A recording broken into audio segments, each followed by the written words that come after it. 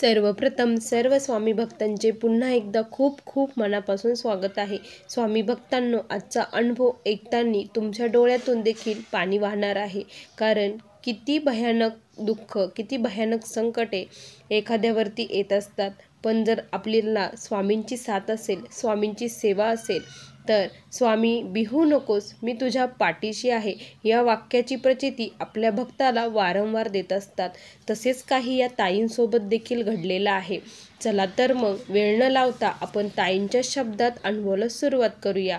तत्पूर्वी तुम्ही जर चॅनलवर नवीन असाल तर सबस्क्राईब करायला विसरू नका आणि ज्यांना कुणाला अशाच प्रकारे आपले देखील अनुभव शेअर करायचे असेल त्यांनी या दिलेल्या नंबरवरती आपला अनुभव शेअर करावा। ताई म्हणतात, सर्वप्रथम सर्वांना श्री स्वामी समर्थ। माझ्या जीवनाचे सूत्रधार असलेले या ब्रह्मांडाचे चालक मालक पालक भगवान श्री स्वामी समर्थ महाराज यांना कोटी कोटी प्रणाम। स्वामी भक्तांनो, मी डोंबिवली येथील रहिवासी आहे। माझे नाव तेजश्री मोरे। आज मी माझ्या जीवनातील सर्वात मोठा अनुभव तुमच्यासोबत शेअर करत आहे। मलाही वाटतं की मला जो अनुभव आला, स्वामींनी जी प्रचिती दिली, हम गया नहीं जिंदा हो आणि अशक्य ही शक्य करतील स्वामी, स्वामींच्या या वाक्याची प्रचिती स्वामींनी जशी मला दिली तशीच जे कोणी दुःखात असेल, ज्यांना खरंच या सेवेची गरज असेल त्यांना देखील दुःखातून मुक्त होण्यासाठी मला वाटलं की कुणाला जर गरज झाली, एखादा जरी सेवेकरी घडला, त्याने ही सेवा केली, त्याचं देखील दुःख दूर झालं तर त्यापेक्षा भाग्य माझ्यासाठी दुसरं नसेल। कारण याचा आशीर्वाद माझ्या लेकराला मिळणार आहे। त्यामुळे हा अनुभव आज मी येथे शेअर करत आहे। स्वामी भक्तांनो, मी गेल्या 1 वर्षापासून स्वामींच्या सेवेमध्ये आहे। जेव्हापासून स्वामींची सेवा करते तेव्हापासून खूप चेंजेस झालेले आहे। काय झालं की मला एक मुलगी आहे। माझी मुलगी ही 5 वर्षाची आहे। माझी मुलगी 5 वर्षाची असल्यामुळे खूप सारं व्यवस्थित आमच्या घरी चालू होतं, कुठेच काही प्रॉब्लेम नव्हता। स्वामी कृपेने सर्व व्यवस्थित होतं। पण म्हणतात ना, जेव्हा दुःख यायचं असतं ते एकोपाठोपाठ येत असतं। आपल्याला दुःख सांगून कधीच येत नसतं, अचानकच येत असतं। तसेच माझ्या आयुष्यात देखील घडले। माझी जी मुलगी आहे ती अचानक काय झालं, एक दिवस म्हणत होती की माझं पोट दुखतंय। पण मी तिच्याकडे काही लक्ष दिलं नाही। म्हटलं काहीतरी खाल्लं असेल त्यामुळे दुखत असेल, पण ती म्हणूच लागली। त्यामुळे मग आम्ही तिला डॉक्टरकडे नेलं। डॉक्टरकडे नेल्यानंतर डॉक्टरांनी म्हटलं की काही औषध वगैरे दिले।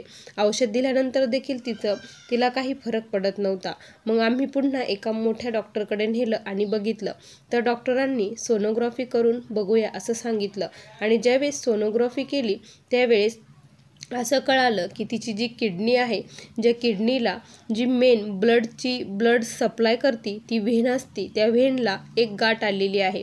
असं कळल्यानंतर डॉक्टर म्हटले की आता ही गाठ आपल्याला ऑपरेशन करून काढून टाकावी लागेल आणि ऑपरेशन केल्यानंतर म्हणजे आता ती व्हेनच कट करावी लागेल म्हणे। आणि ब्लडची व्हेन कट केल्यानंतर किडनी ही राहणार नाही, किडनी देखील काढून टाकावी लागेल असं डॉक्टरांनी सांगितलं।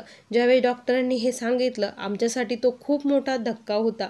मी पूर्णपणे तुटून गेली होती, काय करावं काही कळत नव्हतं। त्यानंतर मग आम्ही बऱ्याचशा डॉक्टरांना दाखवलं। त्यानंतर सर्व डॉक्टरांचं एकच म्हणणं आलं, त्यामुळे आम्ही देखील ऑपरेशन करायचं ठरवलं। आणि जेव्हापासून डॉक्टरांनी हे सांगितलं होतं की असं होणार आहे तेव्हापासून माझी बहीण माझ्या मुलीला रोज तारक मंत्राचं तीर्थ ही बनवून देत होती। रोज तिला तारक मंत्राचंच तीर्थ हे चालू होतं। स्वामींना म्हणत होतं, अशक्य आहे स्वामी पण शक्य तुम्हीच करता। आता आम्हाला कुणाचाही आधार नाही, आमचे माय बाप बंधू सर्व काही तुम्हीच आहात, तुम्ही सर्व काही जाणता।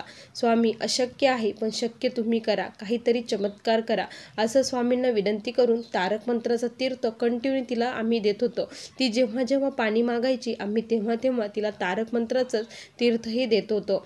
मग आम्ही ऑपरेशन करायचं ठरवलं, ऑपरेशनसाठी गेलो, तोपर्यंत आम्ही कंटिन्यू तिला तारक मंत्राचं तीर्थही देत होतो। आणि डॉक्टरांनी ऑपरेशनसाठी तिला आतमध्ये नेलं। ज्यावेळेस आतमध्ये नेलं त्यावेळेस जेव्हा त्यांनी ती ऑपरेशन करण्यासाठी ओपन केलं आणि ओपन वगैरे केलं आणि ती गाठ वगैरे काढून घेतली, ज्यावेळेस डॉक्टर बाहेर आले त्यावेळेस ते म्हटले की एक खूप मोठा चमत्कार घडलेला आहे म्हणे। जे आपल्याला सोनोग्राफीमध्ये जी गाठ होती, ती गाठ ज्या व्हेनला दिसत होती ती गाठीने अचानक जागा चेंज केली होती म्हणे. जेव्हा ऑपरेशनसाठी घेतलं त्यावेळेस ती गाठ तिथं नसून दुसऱ्या व्हेनला होती, त्यामुळे तिची किडनी ही वाचली आहे. आणि मग आम्हाला खूप आनंद झाला. त्यावेळेस वाटलं की हे स्वामींनीच केलं आहे, अशक्य होतं पण शक्य स्वामींनीच केलं. मग जी गाठ होती ती गाठ आम्ही टेस्टसाठी डॉक्टरांनी वरती पाठवून दिली. ज्यावेळेस गाठ पाठवली त्यावेळेस रिपोर्ट आले आणि रिपोर्ट आल्यानंतर पुन्हा एकदा खूप मोठा धक्का आम्हा सर्वांना बसला. पायाखालची जमीन सरकली, कारण ती गाठ ही याची होती, कॅन्सरची होती हे डिटेक्ट झालं. ज्यावेळेस कॅन्सरची डिटेक्ट झालं त्यावेळेस खूप रडायला येत होतं आणि कुणाचाच आधार नव्हता, पण असं वाटत होतं की स्वामी काहीतरी करतील. आम्ही मग पुन्हा टाटाला गेलो, सर्व हॉस्पिटल फिरलो आणि डॉक्टरांनी सांगितलं की याच्यावरती आता एकच विलाज आहे.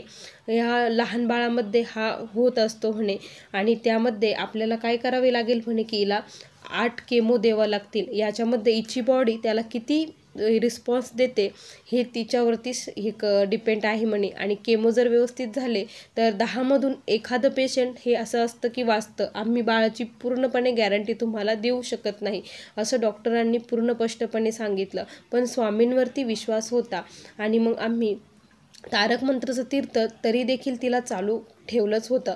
तारक मंत्राचं तीर्थ अजिबात बंद नव्हतं. स्वामींचा सारखा मुखामध्ये धावा चालू होता. एक बाळाला जेव्हा काही होतं ना तेव्हा एक आईची व्यथा काय असते हे फक्त एक आईच समजू शकते. कारण आपल्याला काही झालं तरी आपण ते सहन करतो, पण जेव्हा बाळावरती असे काही संकट येतात ना तेव्हा आपण खूप घाबरून जात असतो, खूप खचून जात असतो. तसंच काही माझ्या बाबतीत देखील घडलेलं होतं. त्यानंतर मग काय झालं की डॉक्टर म्हटले की केमो द्यावं लागेल आणि ह्या केमोमध्ये प्रचंड त्रास होतो असं कळालं होतं. प्रचंड जे कॅन्सरचे पेशंट होते ते सर्व काही सांगत होते की यामध्ये बाळाला खूप त्रास होतो, उलट्या होतात, जुलाब होतात, ताप येतो.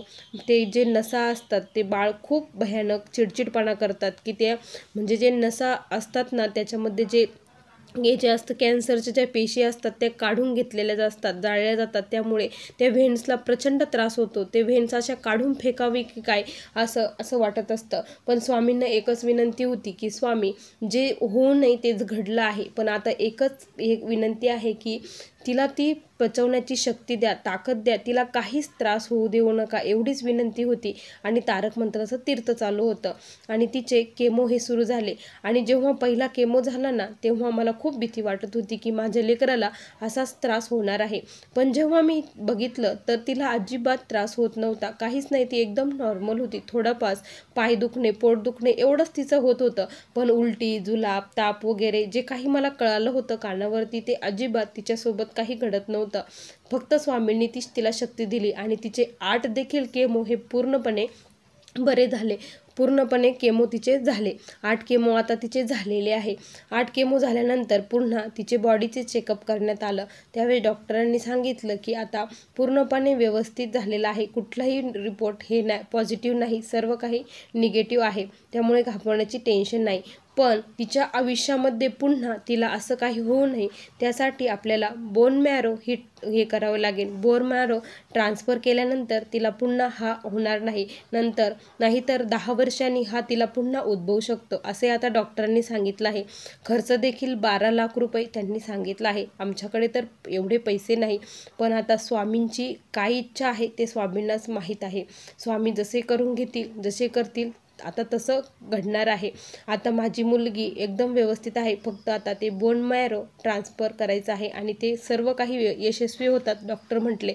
पण आता स्वामींवरती सर्व काही सोडून दिलं आहे. स्वामी जसं करतील तसं करतील. मला एवढंच सांगायचं आहे, स्वामी खरंच आहेत, फक्त मनापासून सेवा करा. आणि तारक मंत्र हा खूप प्रभावशाली मंत्र आहे. मला हा तारक मंत्राने खूप मोठा हा अनुभव आला आहे. नाहीतर आज माझ्या मुलीची किडनी ही राहिली नसती, ती फक्त तारक मंत्राने राहिली आहे. स्वामी भक्तांनो, तुम्ही जर खरंच खूप दुःखात असाल, अडचणीत असाल तर तुम्ही काहीच करू नका, फक्त स्वामींचा संकल्पित तारक मंत्र म्हणा. बघा तुमची प्रत्येक अडचण ही दूर झालेली असेल. स्वामी महाराज तुम्हाला नक्की मार्ग दाखवणार आहे. असा मला आलेला हा अनुभव होता. श्री स्वामी समर्थ. बघा स्वामी भक्तांनो, किती सुंदर अनुभव होता. खरंच लेकराला काही झालं तर आईची माया ही खूप वेगळी असते. खरंच ताई, तुमचा अनुभव ऐकून खरंच अक्षरशः डोळ्यातून पाणी आले आणि अंगावरती शहारे उभे राहिले. खूप सुंदर अनुभव होता. स्वामी भक्तांनो, तुम्हाला देखील या ताईंचा अनुभव कसा वाटला नक्की कमेंटमध्ये कळवा. पुन्हा भेटूया अशा सुंदर अनुभवासोबत. तोपर्यंत सर्व स्वामी भक्तांना श्री स्वामी समर्थ. जय जय स्वामी समर्थ. श्री गुरुदेव दत्त.